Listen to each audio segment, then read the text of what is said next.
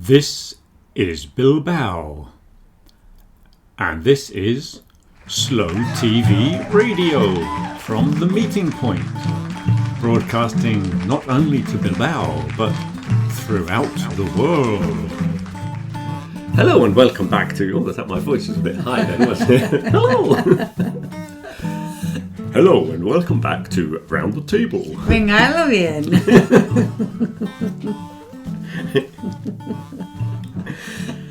Hello and welcome back to Round the Table. Good morning, Ursula. Hello, good morning. Good morning, Richard. Good morning, everybody. All our wonderful listeners across Bilbao and around the world. So this week we've got many things to discuss. So first of all, we are going to be having the second instalment of the Learn These Words series. Then we'll be having a quick What's the Difference? We've only got one What's the Difference for this week, but it's something that has been appearing a lot in conversations. And then we've got another interesting word to discuss. And then after that, we'll be discussing the topic of the week. What's the topic of the week? This week we were discussing sleep. Oh. It's a very interesting topic. So first of all, let's have part 2 of Learn These Words.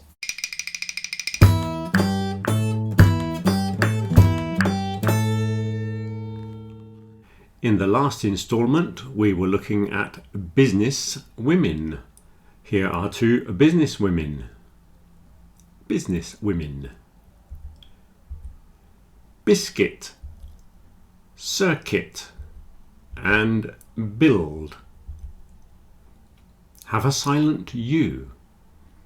You see, the U is not pronounced in biscuit, circuit, build. Not biscuit or biscuit, it's biscuit, biscuit, circuit, build.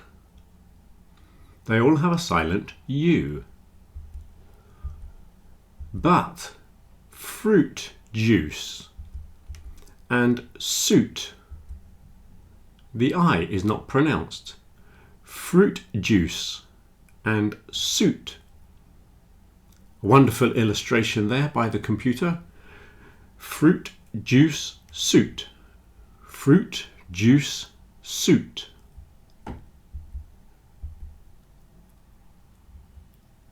All, ball, call, fall, haul, tall, wall, all rhyme, but not shall. All, ball, call, fall, haul, tall, wall, shall. Shall. Pair plus rent make parent. Parent. Parent. Parent. Not parent. Pair. It's more like pair. Parent. Parent. Near and by make nearby. It's not nearby, as some people think, but nearby. It's made of two words, nearby. Nearby. Nearby. Aren't. Aren't. Only has one syllable. Aren't. Not aren't. Aren't. Aren't. Aren't.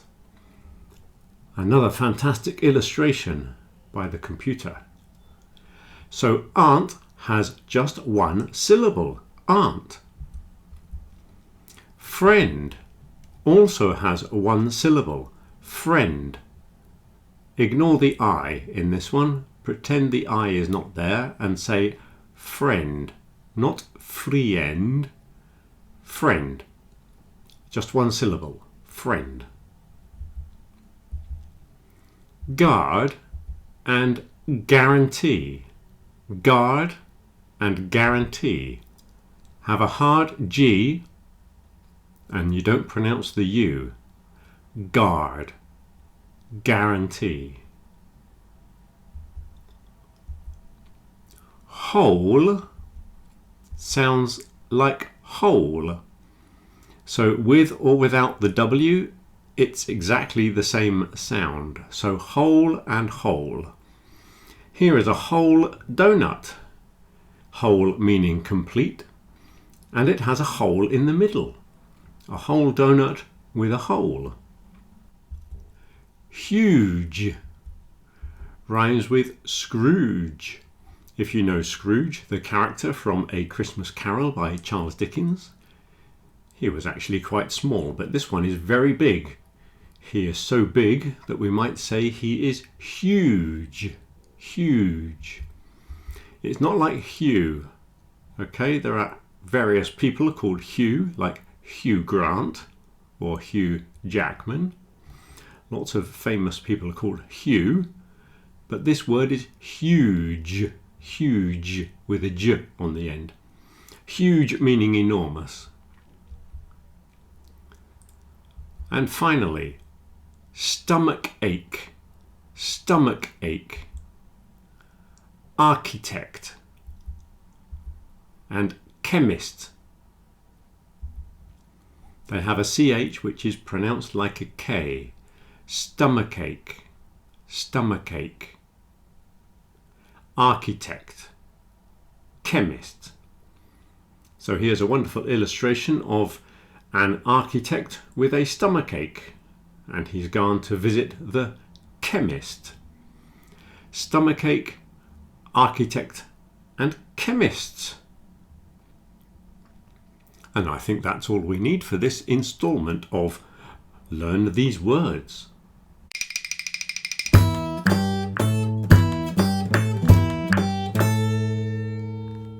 So that was a very interesting instalment of Learn These Words. And now I think it's time for What's the Difference?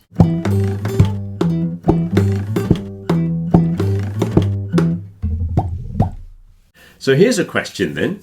This is something that's come up a lot in recent conversations. Nothing like and nothing to do with. A lot of people use nothing to do with when they should be saying nothing like. So the difference is? I guess nothing like is when you can compare two things and one is nothing like the other because they're not similar. Yeah, that's what it means. Yeah, They're different. Yeah, they're different. Yeah. Yeah. So if you say he is nothing like his brother, it means that one of them is tall and one of them is short, or he's blonde and he's dark, or he's really serious and he's really funny. That kind of thing. So they're nothing like each other. Means they're very different. Yeah. Whereas nothing to do with is that they're not related. That's right. Yeah. There's no relationship. There's no connection between two things. So let's have an example. The example I gave yesterday was sometimes when you talk about the tourism in Bilbao and the increase in tourism, and there's also a decline in the number of private family-owned shops in Bilbao. A lot of people say the decline in the shops is connected to the rise in tourism, but there's no connection. So it's got nothing to do with the increase in tourism. Mm-hmm. So it means there's no connection. Yeah. We can also say things like it's got nothing to do with you. That's like mind your own business. Yeah, it's not your business. Yeah. So don't ask me questions about my private life, for example. It's got nothing to do with you. Mind your own business is another way of saying that. And you can also say he has, well, talking about those two brothers again, if you say he has nothing to do with his brother, it means that they do not have any relationship. They have no contact. They refuse to speak to each other. So a lot of people are using nothing to do with when they should be using nothing like. I'm sure it won't cause any problems in conversation, but it's a little detail that has been... It's very similar, but it's one of those nuanced things. It's a very subtle difference, but it is kind of important. Very good. Yeah, it was an interesting one, that one. And now it's time for Interesting Word.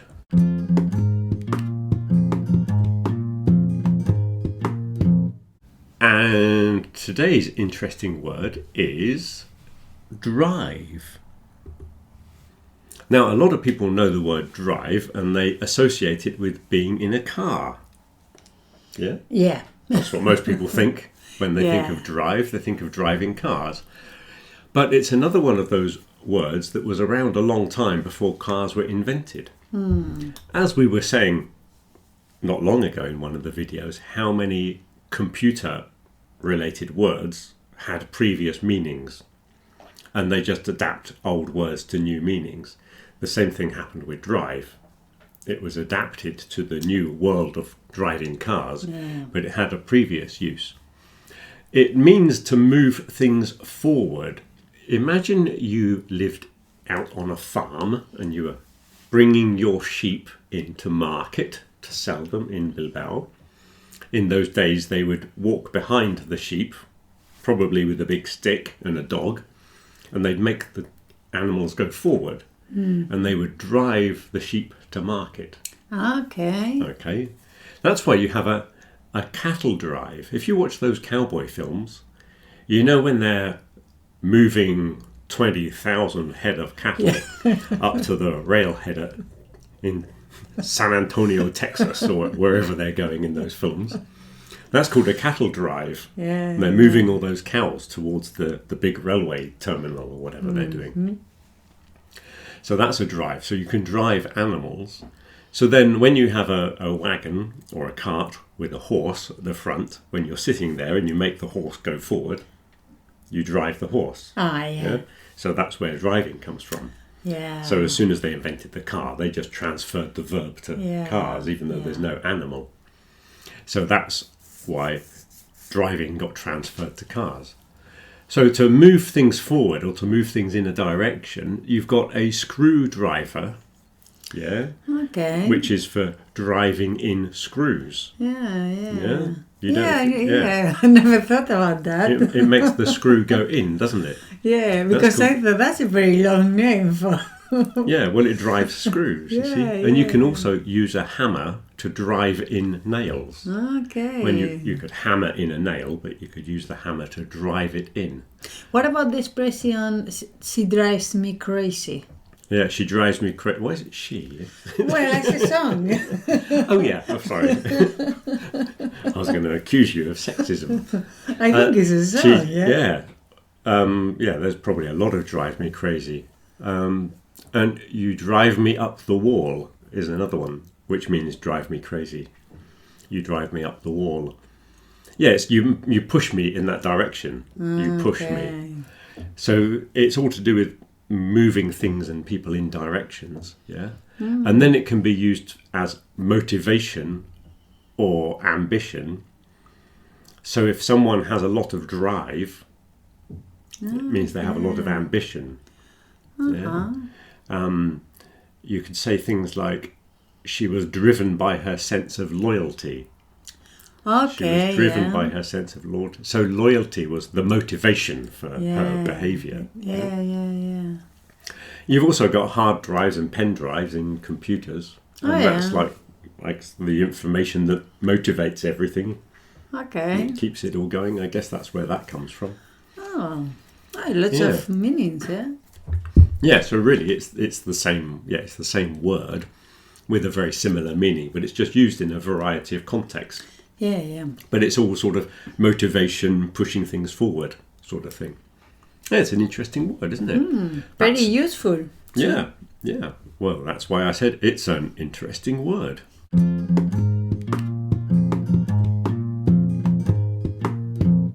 So, let's have the topic of the week. Let's talk about sleep.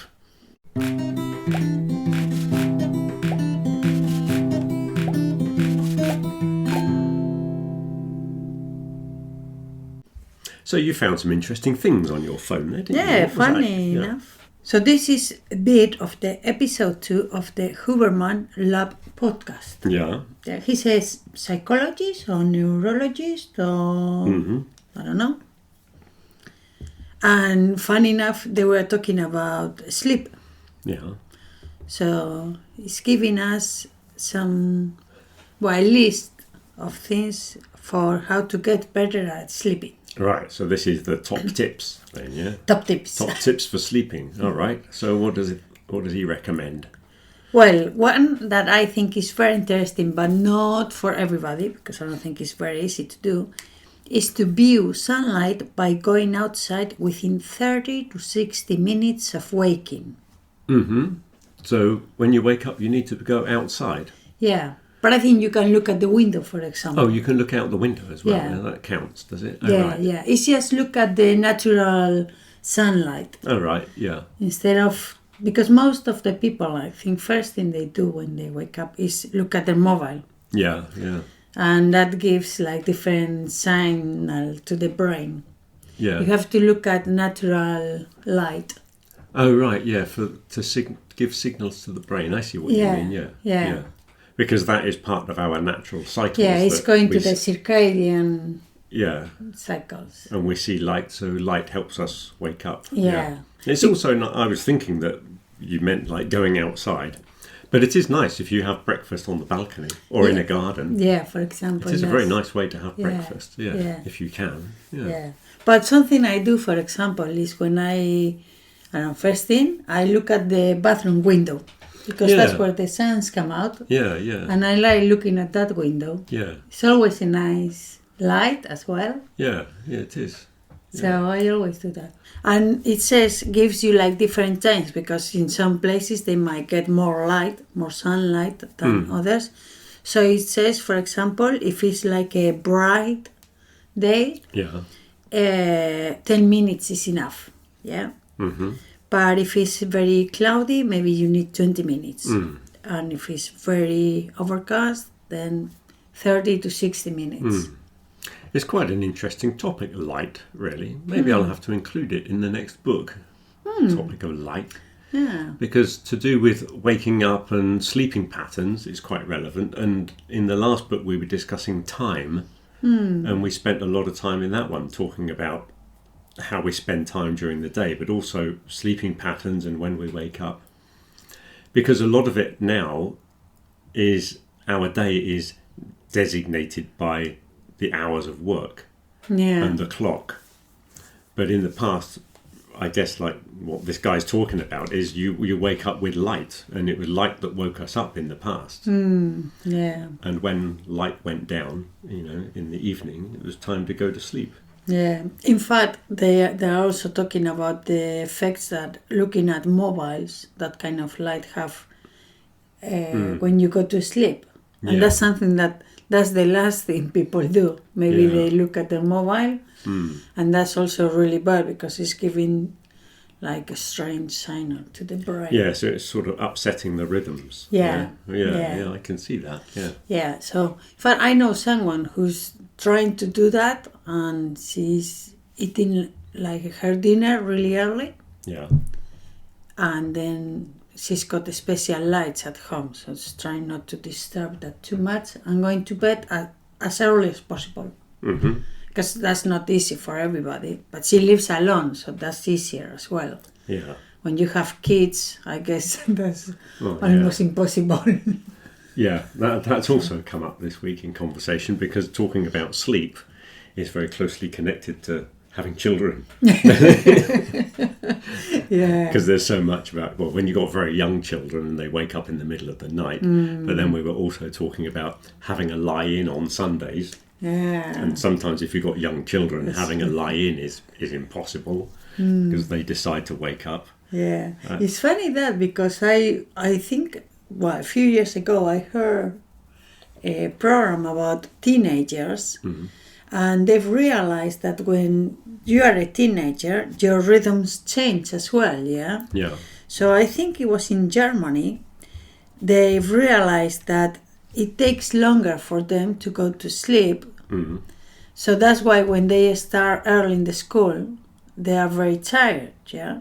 Yeah. So they moved the starting hour for maybe an hour for the teenagers, and the results were much better. Just having that extra hour and instead of starting at 8, they started at 9, Yeah. and it was much better. Yeah. Yeah.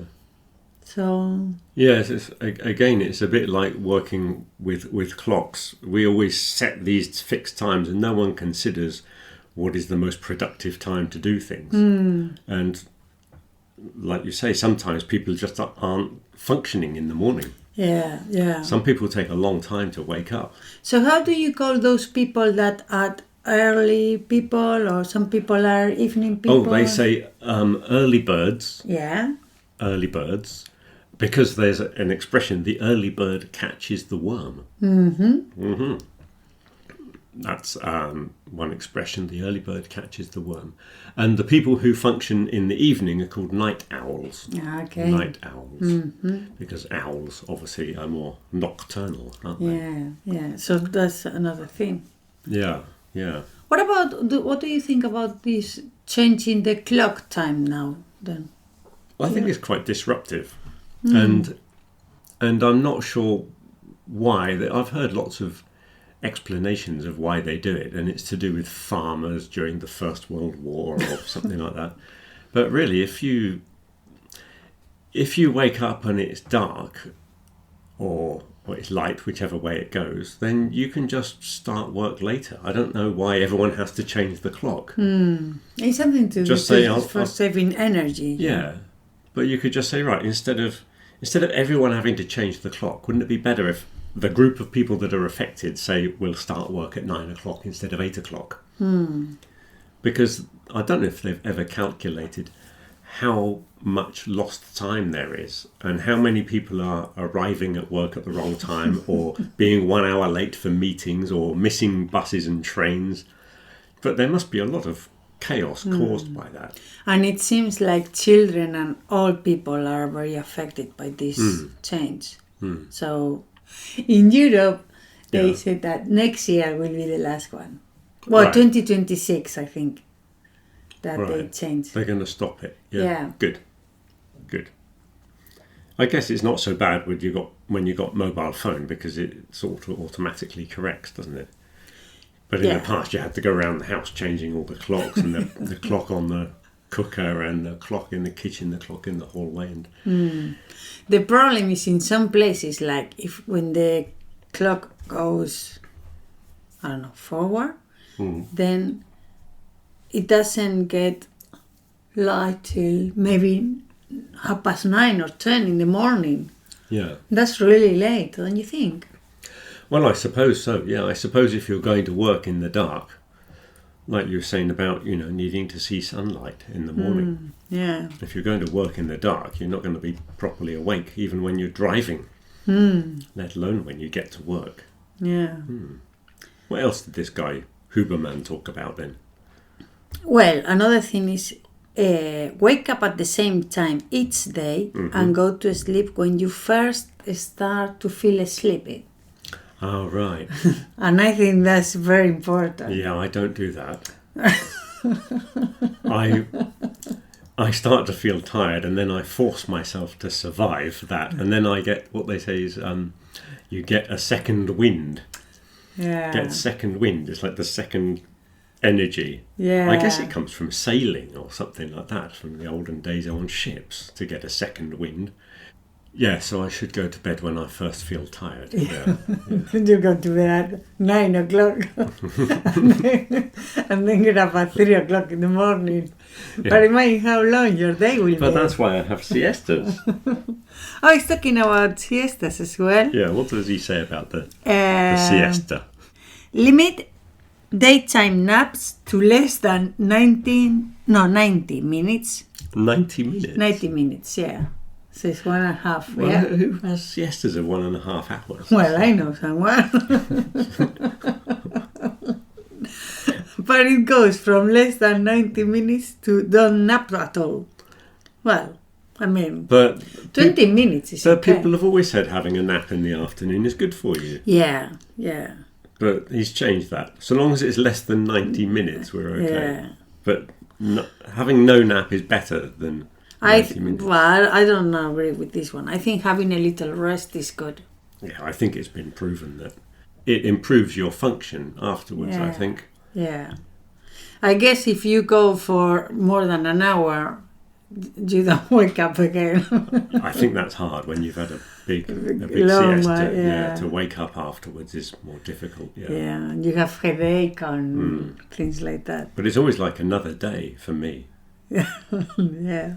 The morning seems so far away when you've had a nap in the afternoon, Yeah. and then the evening and the morning seem like different days, different weeks even.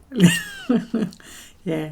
And then another one that is interesting is keep the room you sleep in cool and dark, and lay on blankets that you can't remove. Because Yeah. it says that your body needs to drop in temperature by 1 to 3 degrees to fall and stay asleep effectively. So, yeah. Or keep the room cool, yeah, and dark, And yeah, dark, because yeah. people naturally sleep in the dark, don't they? And cool, I suppose, yeah, because it's Well, if you have the heaters on, it's like really hot. It's well, yeah, really it's probably not good for you, is it? But like sleeping in the summer, like when it's really hot, that's a really difficult time to sleep, Yeah. isn't it? Yeah. Yeah. And another one, drinking alcohol messes up your sleep, as do most sleep medications. I don't know. They had a program about this, so. And the last one, kids, and I think all of us, have changing sleep needs over time. So just adjust your times. Yeah, yeah. I remember being a teenager and sleeping a lot. They do. And the older you get, you need less. Yeah, yeah. And more naps in the afternoon. Yeah. Yeah. I think it's the long, sustained period of sleep is difficult when you get older. I don't have the ability to go back to sleep like I used to. I used to wake up and just think, oh, I'll go back to sleep again, and just have another sleep and then another one and just keep going back to sleep. But now if I wake up, and there's no returning to the world of slumber. Yeah. Well, It's quite an interesting topic, isn't it? Sleep. yeah. Well, it's very important too.